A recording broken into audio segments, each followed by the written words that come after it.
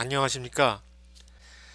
제가 지금부터 강의할 동영상 강좌 내용은 이 디지털 논리 회로의 원리와 이론에 대해서 강의를 하고, 그걸 가지고 직접 그 이론이 맞는가 틀리는가 이 실험 장치를 통해서 우리가 직접 손으로 구현을 하고 눈으로 확인하는 그런 강좌를 갖도록 할 겁니다. 우리가 단지 책에서 배운 이론만을 가지고 우리가 그걸 숙지하는 것이 아니라 그 이론을 이 디지털 제어 실험 장치에다가 넣어서 과연 그게 진짜 이론처럼 실제로 돌아가는가, 그런 것들을 확인하는 그런 강좌로 구성할 예정입니다.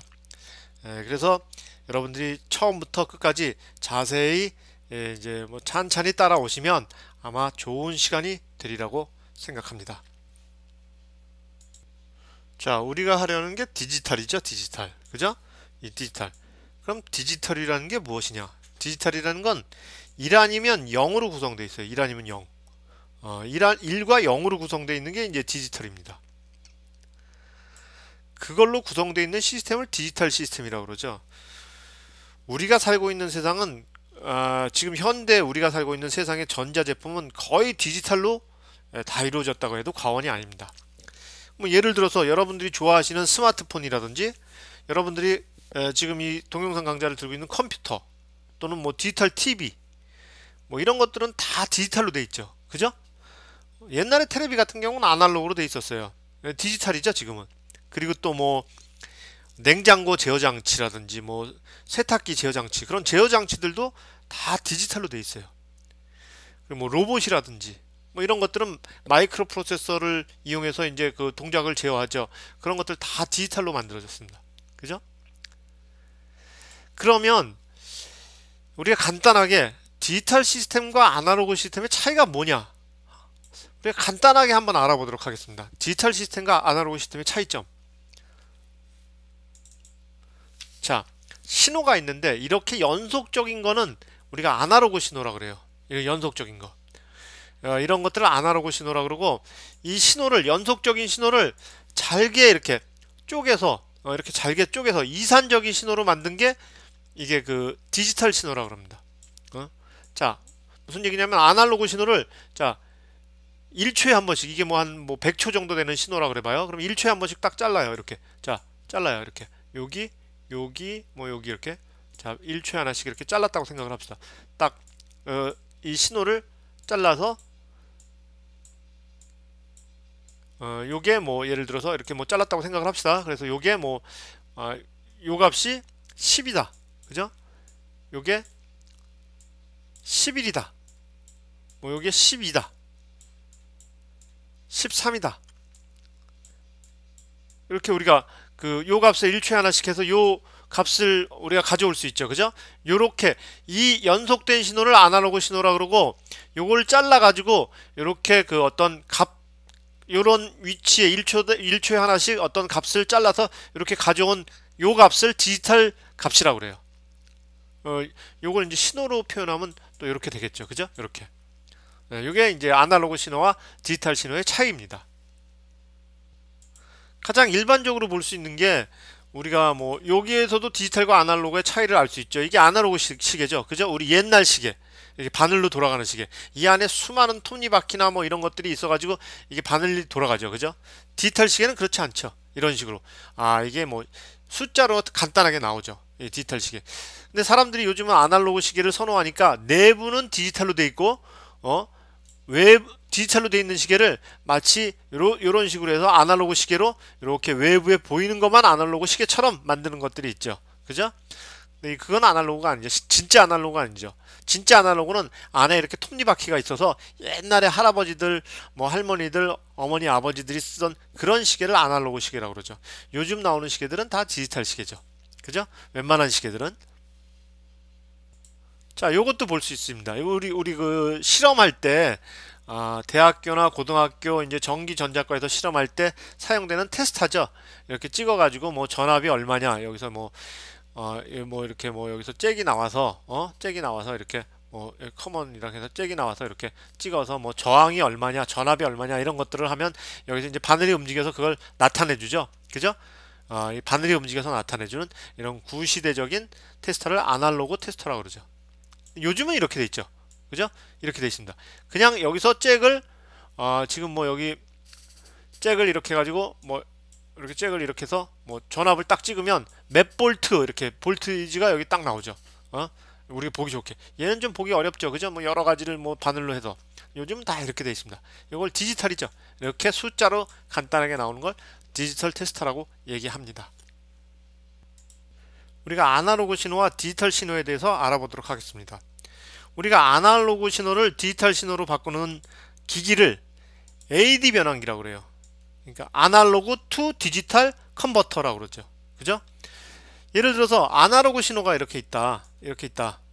이렇게 있다고 봅시다. 이걸 디지털 신호로 바꾸려고 그러면 자, 1초마다 한 번씩 이 AD 변환기는 1초마다 한 번씩 동작을 한다. 이렇게 생각을 해봐요. 그래서 여기가 1초. 자, 여기. 자, 그 다음에 2초. 그 다음에 3초. 4초. 자, 4초, 5초. 이렇게. 자, 그래서 첫 번째 1초. 자, 1초가 지나면 여기서부터 여기까지 1초가 된 거죠. 그 다음에 2초, 3초, 4초, 5초 뭐 이렇게 그림이 좀 이상하지만 이렇게 됐다고 봐요. 그래서 요 처음에 가져온 데이터가 10. 그죠? 10. 그 다음에 얘가 두 번째 데이터가 30. 자, 세 번째 데이터가 뭐 8. 네 번째 데이터가 6. 뭐 다섯 번째 데이터가 4. 이렇게 됐다고 그래 봐요. 그럼 AD 변환기는 첫 번째 변환한 값을 10으로 첫 번째 요 데이터를 요 아날로그 데이터의 요 부분을 변환하겠죠. 그래서 10으로 이렇게 만들어줍니다. 10. 그 다음에 30. 그죠? 그 다음에 8, 6, 4. 이렇게 저장을 하죠. 요게 1초죠. 1초. 1초마다. 이렇게 1초. 그죠? 1초마다 걸리는 겁니다. 요게 이제 AD 변환기가 하는 역할이에요. 아날로그 값을 디지털로 이렇게 디지털로 변환시킨다. 요게 AD 변환기가 하는 거죠. 그런데 궁금한 게 있죠. 우리가 틀림없이 앞에서 디지털 값은 1 아니면 0을 사용한다 그랬죠. 1 아니면 0. 그런데 여기 지금 1 아니면 0을 사용한다고 방금 전에 강의를 해놓고는 여기 30, 10, 8, 6, 4 이렇게 된 건 뭡니까? 이런 의문점이 생기죠. 그죠? 네, 당연히 생길 수 있습니다. 이건 무슨 얘기냐면 30이라는 건 1 아니면 0. 요 데이터를 가지고 만든 데이터예요. 요게. 만든 숫자예요. 10도 1과 0을 가지고 만든 거예요. 8도 1과 0을 가지고 만든 거고. 자, 요 6도 마찬가지고 4도 마찬가지입니다. 요거는 이제 뒤에서 우리가 어떻게 해서 이렇게 만드는가, 요거는 이제 우리가 공부를 할 거죠. 네, 요게 이제 아날로그 신호를 디지털 신호로 만드는 변환시키는 방법입니다. 자, 이건 이제 아날로그 신호를 디지털 신호로 변환시켰는데 방금 전에 이제 파형으로 했지만 지금은 순수하게 데이터로 가지고 있는 거죠. 자, 이것도 마찬가지죠. 자, 여기 8, 6, 여기가 8이죠. 그죠? 여기가 8, 6, 뭐 15, 9, 뭐 이렇게 요 점을 AD 변환을 하는 거예요. 요 시점에서 1초에 한 번씩. 여기 1초가 걸린다고 생각을 해봐요. 여기 1초씩. 그죠? 1초씩 걸려서 AD 변환한 값. 자, 이 파형을 요 값을 AD 변환하면 요게 8이에요. 8. 그죠? 요 8. 그죠? AD 변환하면 8. 그다음에 뭐 6, 15, 9 이렇게 데이터가 나오죠. 그럼 요 데이터를 디지털로 갖고 있게 되죠. 그죠? 이 아날로그의 어떤 연속적인 신호를 짧게 잘라서 디지털 신호로 이렇게 보유하게 되는 겁니다. 이게 아날로그 신호하고 디지털 신호예요. 자, 이번에는 디지털 신호를 아날로그 신호로 바꾸는 거에 대해서 알아보도록 하겠습니다. 이 디지털 신호를 아날로그 신호로 바꾸는 걸 DA 컨버터라고 그래요. DA 변환기. 디지털 투 아날로그 컨버터. 그죠? 우리가 앞에서 얘기했듯이 우리가 그 어떤 파형을 그 디지털 신호로 바꾸니까 자, 1초마다 우리가 변환해서 데이터를 보니까 10, 30, 뭐 8, 6, 4 이런 데이터가 있어요. 이거를 DA 변환기는 1초마다 아날로그 신호로 변해요. 그럼 어떻게 돼? 처음에 10이 되겠죠. 10. 그죠? 그 다음에 30. 그 다음에 뭐 8. 그 다음에 뭐 1. 8, 여기 6이죠? 6. 요 정도가 6이 되겠네. 6. 그 다음에 뭐 4. 그죠? 이렇게 되죠. 그래서 DA 변환기를 통해서 아날로그 신호로 만든 건 이렇게 되죠. 이렇게 쭉쭉 이렇게 완벽한 아날로그 신호가 나오지 않습니다. 이런 식으로 이런 식으로 나오죠. 원래 아날로그 신호, 원래 우리가 이런 신호를 만들기 위해서 아날로그 신호를 가지고 AD 변환기를 했죠. 그죠? 그래서 다시 DA 변환기로 하면 다시 원래 이런 이쁜 아날로그 신호가 나와야 되는데 그렇지 않죠. 왜? 1초에 한 번씩 이렇게 샘플링을 했기 때문에. 그죠? 자, 그러면 이걸 갖다가 1초에 한 번씩 안 하고 지금 이걸 1초에 한 번씩 했는데 0.01초마다 한 번씩 했다고 봐요. 자, 0.01초마다 한 번씩 하면 요 간격이 더 좁아지겠죠. 그죠? 더 좁아져서 좀 자연 신호하고 자연 아날로그 신호하고 가까워질 수 있죠. 그죠? 0.01초마다 했으면. 또 0.00001초마다 했으면 어떻게 돼요? 원래 신호하고 좀 더 가까워질 수 있겠죠. 그죠? 요 샘플링 타임의 문제입니다. 이 복원하는 거는. 그죠? 네, 그런 아날로그 신호하고 디지털 신호의 그런 어떤 특징의 차이가 이런 게 있습니다. 그리고 DA 변환기는 디지털 신호를 아날로그 신호로 변환시켜 주는 거다. 이렇게. 네, 개념이 이런 겁니다. 자, 여기 그림이 잘 돼 있죠. 그죠? 우리가 아까 아날로그 신호를 디지털 신호로 변환시킨 걸 아까 그림에서 우리가 아까 그림 한번 볼까요? 자, 아까 그림에서 자, 여기 있죠. 그죠? 이렇게 아날로그 신호를 디지털 신호로 변환시킨 86, 15, 9, 5, 7, 6, 4를 다시 DA 변환기를 통해서 변환시키면 원래 파형은 이런데 자, 얘를 1초에 한 번씩 이렇게 했죠. 그죠? 1초에 한 번씩 이렇게 변화를 시켰죠. 그래서 우리가 아날로그 신호를 1초에 한 번씩 변환시켜서 디지털 신호로 갖고 있었죠. 그걸 DA 변환기를 통해서 복원을 하면 이렇게 나오죠. 원래 신호는 이런데 복원한 신호는 사실은 이렇게 딱딱 끊어지게 되죠. 그죠? 왜? 이 가운데 1초마다 한 번씩 우리가 이걸 샘플링을 했기 때문에 그러죠. 변화를 했기 때문에 그러죠. 방금 전에 설명한 것처럼 0.01초마다 샘플링을 해서 AD 변환을 해가지고 데이터를 가지고 있으면 좀 이거보단 좀 부드러워지겠죠. 그죠? 이렇게 뭐 부드러워지겠죠. 얘하고 완벽하게 가까워지려고 그러면 0.00001초마다 AD 변환해서 데이터를 가지고 있다가 그걸 가지고 다시 DA 변환하면 원래 신호하고 좀 비슷해지겠죠. 사실은 똑같지는 않고 거의 비슷해지겠죠. 아주 0.0000001초마다 그 AD 변환을 해서 디지털 값을 가지고 있으면. 근데 그렇게 샘플링 타임이 작아지면 어떻게 되죠? 데이터가 엄청 많아지죠. 이 디지털 신호에 대한 데이터가. 그러니까 우리가 어느 정도 샘플링을 해서 아날로그 신호를 어느 정도 샘플링을 해서 AD 변환을 해가지고 데이터를 만들 것인가. 자, 요 지금 1초마다 했는데 요 간격을 어느 정도로 할 것인가. 그거는 이 데이터 값의 분량하고 밀접하게 관계가 있습니다. 그러니까 나중에 볼 때는 그런 것들을 잘 연구해서 아날로그 신호를 디지털로 만들고 디지털 신호를 또 아날로그로 만들어 줘야 되겠죠. 우리가 디지털 논리 회로를 공부하기 전에 일단 좀 용어에 대해서 알아보는 시간을 갖도록 하겠습니다. 자, 첫 번째 비트.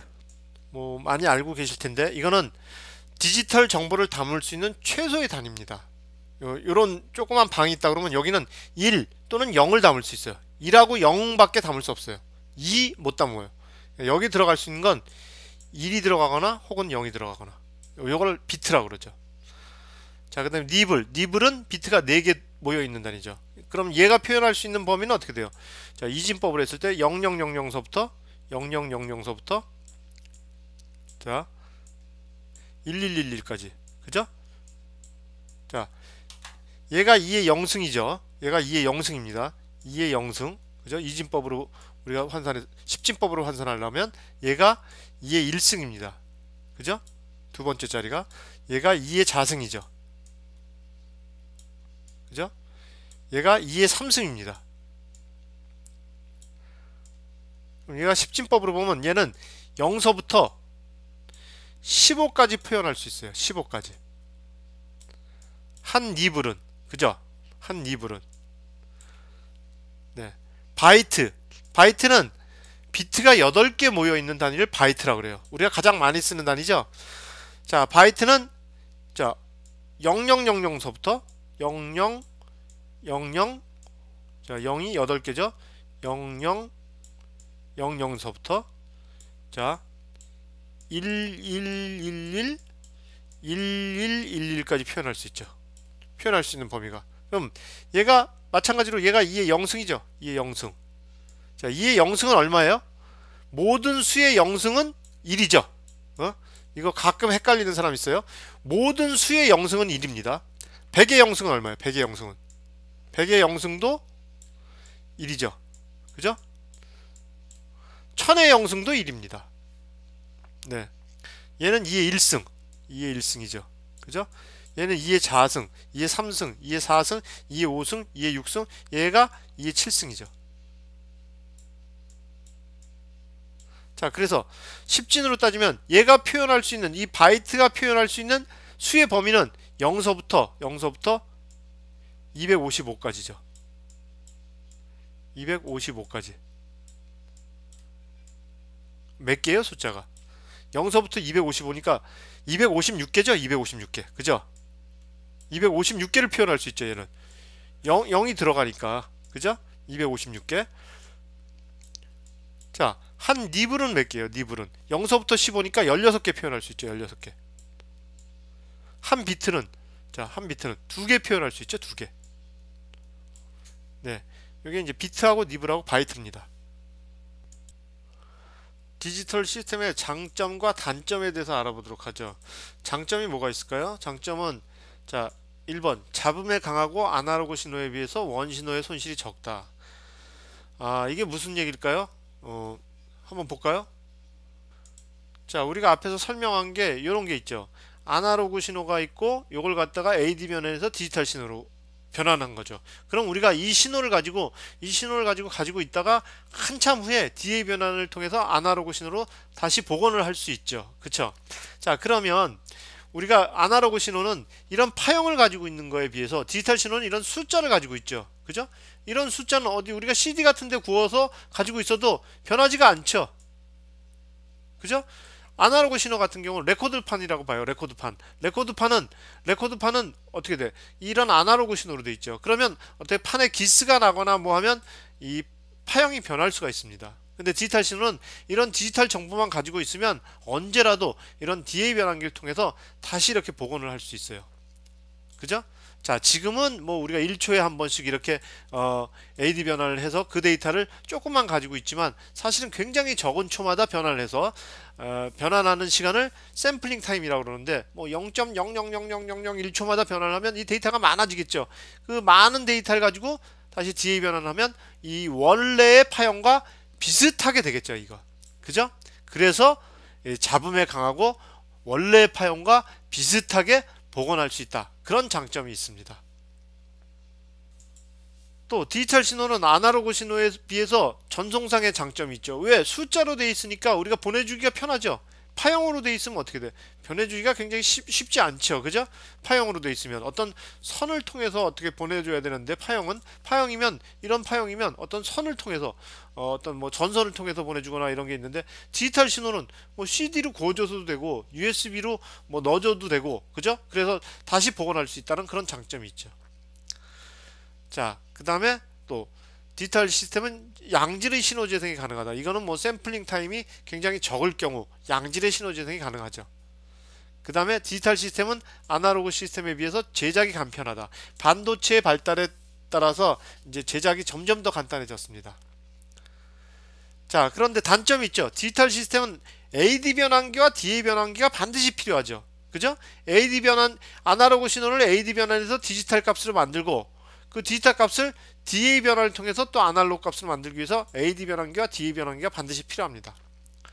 그리고 이런 문제가 있죠. 제가 앞에서 누누이 얘기한 디지털 신호는 아날로그 신호로 변환 시 추출된 신호가 적으면 그죠? 샘플링 타임이 뭐 1초나 2초 막 이렇게 해가지고 추출된 신호가 적게 되면 아날로그 신호로 완벽히 복구할 수 없는 그런 단점이 있습니다. 네, 이게 디지털 시스템의 장점과 단점이죠. 디지털 시스템의 장단점을 한번 그림으로 나타냈습니다. 우리가 카세트 테이프 요즘은 거의 안 쓰는데요. 옛날에 그 카세트 테이프나 뭐 비디오 테이프 같은 경우 이 테이프가 돌아가죠. 그죠?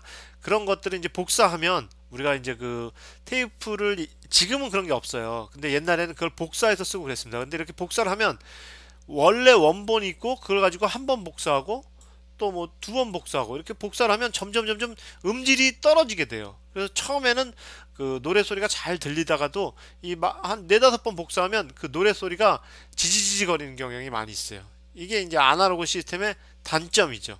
근데 디지털 시스템은 우리 지금 음악 듣는 CD 있죠, CD를 뭐 여러 번 복사해도 숫자로 되어 있기 때문에, 그 안에 숫자로 되어 있기 때문에 그 음질이 그대로 나타납니다. 그죠? 이게 이제 디지털 시스템의 장점이에요. 이게 뭐 우리가 그림으로 좀 쉽게 나타냈는데, 이게 이제 디지털 시스템의 장점이 되겠습니다. 자, 그 다음에 이제 디지털 IC의 종류를 볼게요. IC 종류가 뭐 여러 가지가 있는데, 그 중에 이제 대표적인 것들, 요렇게 돼 있는 거 이제 딥 타입이에요. 우리가 이제 디지털 논리회로 실험에서 많이 사용되는 IC인데, 요게 이제 딥 타입이라고 그래요. 딥 타입. 딥 타입은 뭐 무슨 얘기냐면 듀얼 인 라인 패키지 타입이에요. 그래서 요렇게 보통 딥 타입이라고 그러고, 우리가 볼 때 요 위가 이렇게 돼서, 자, 이 딥 타입 IC는 얘가 1번이 돼요. 그다음 얘가 2번. 그죠? 그래서 이렇게 번호가 이런 식으로 돌아갑니다. 이런 식으로. 그리고 아마 여러분들이 사용되는 딥 타입 IC는, 자, 위에서 봤을 때 요 끝이 요거를 5V로 연결해줘요. 여기 플러스 5V로 연결해줘요. TTL 같은 경우, TTL이 뭔지 나중에 얘기하겠는데, 그 다음에 여기를 0V로 연결해줍니다. 그래서 씁니다. 자, 그 다음에 SOIC, 요걸 SOIC 타입이라고 그러죠. 이 보드에다 이렇게 붙이는 거예요. 여기는 이제 보드에 구멍이 있어가지고 요 다리를 이렇게 집어넣어서 납땜을 하는데, 얘는 보드에다 붙이는 거예요. 요즘 요런 형태를 많이 씁니다. 요런 형태를. 이제 디지털 논리회로 실험할 때는 우리가 실험하기 편해서 이런 걸 많이 쓰죠. 근데 이제 좀 발달된 형태의 기판이나 좀 복잡한 기판을 보면 이 SOIC 형태를 많이 사용하기도 해요. 그 다음에 이제 PLCC 타입이라고 그러죠. PLCC 타입. 요게 이제 옛날에 그 80196 같은 마이크로 프로세서에 많이 썼습니다. 그 다음에 뭐 기타 뭐 44핀짜리가 있고 뭐 68핀짜리가 있고 그런 거에 많이 썼는데, 요 상태로는 집어넣지 못하고요. 요걸 소켓이 있어요. PLCC 타입의 IC를 집어넣는 PGA 타입 소켓이 있어요. 이렇게 소켓이 있어서 이 밑에 다리가 이렇게 있죠.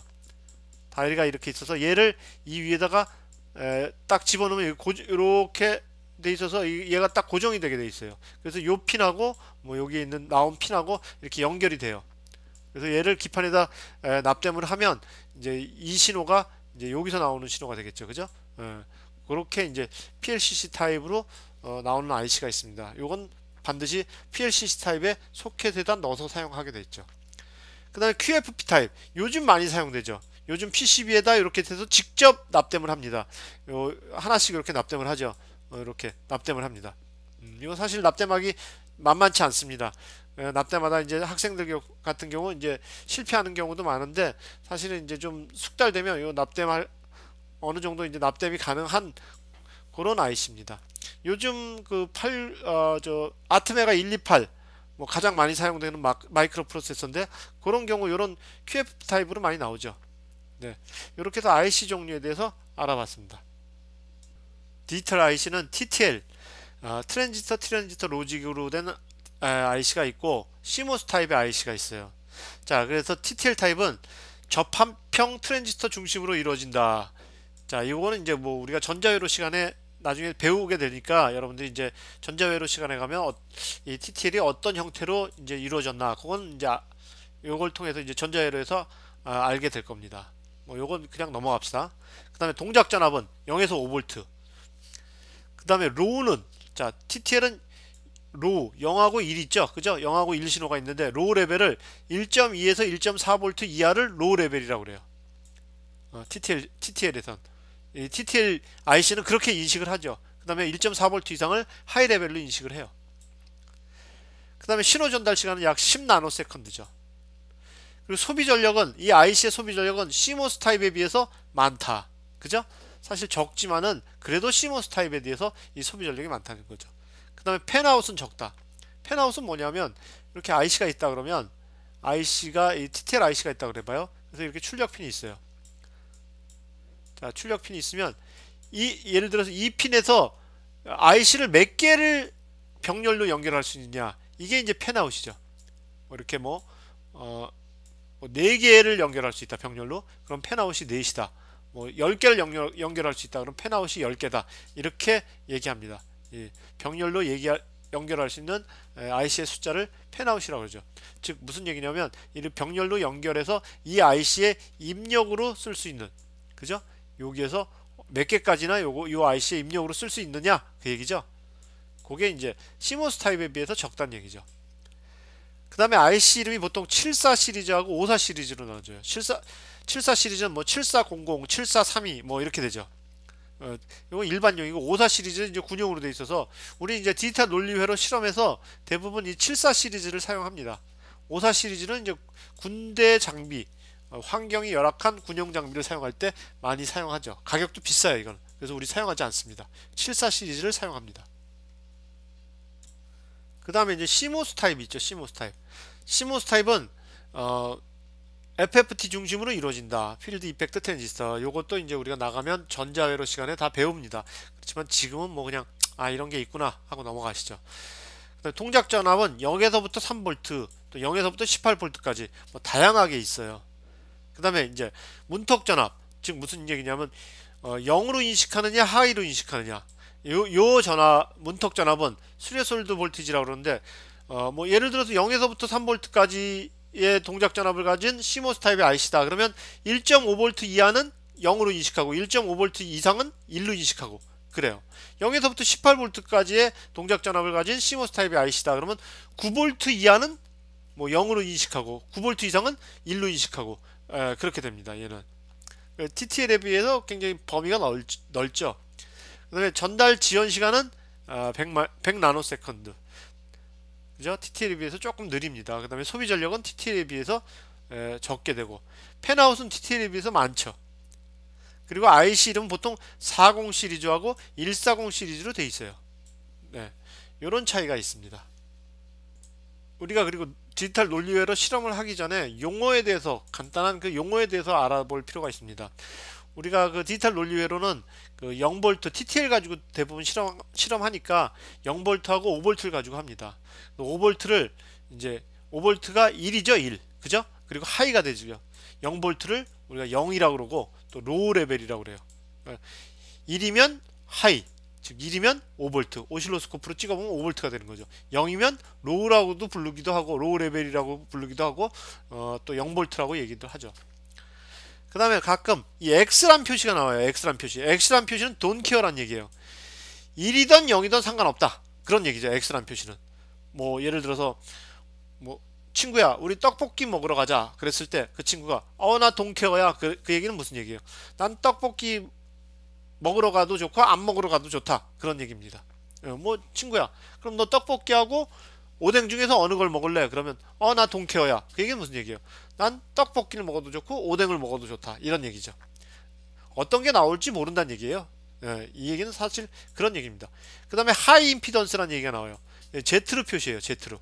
진리표상에. 그 얘기는 뭐냐면 정기적으로 끊어졌다는 얘기입니다. 이거는 우리말로 얘기하면 정기적으로 끊어져 있다. 그런 얘기예요. 하이 임피던스. 저항이 굉장히 높다는 얘기죠. 저항이 높다는 얘기는 임피던스가 높다는 얘기는 임피던스가 뭐 지금 뭐 자세하게 설명할 수 없지만 저항이라고 생각하면 됩니다. 저항이 높다는 얘기는 굉장히 높다는 얘기는 정기적으로 끊어졌다는 얘기입니다. 그리고 이렇게 Z로 표시를 합니다. 펜아웃. 펜아웃은 방금 전에 설명을 했죠. IC의 출력에 몇 개의 IC가 병렬로 연결될 수 있는가. 그게 이제 펜아웃입니다. 그죠? 이렇게 병렬로 연결될 수 있는가. 병렬 입력으로 연결될 수 있는가. 그거죠. 요게 펜아웃입니다. 이렇게 4개가 연결될 수 있으면 펜아웃이 4다. 이렇게 얘기하죠. 네, 그래서 지금까지 해가지고 디지털 논리회로 1장에 대해서 알아봤습니다.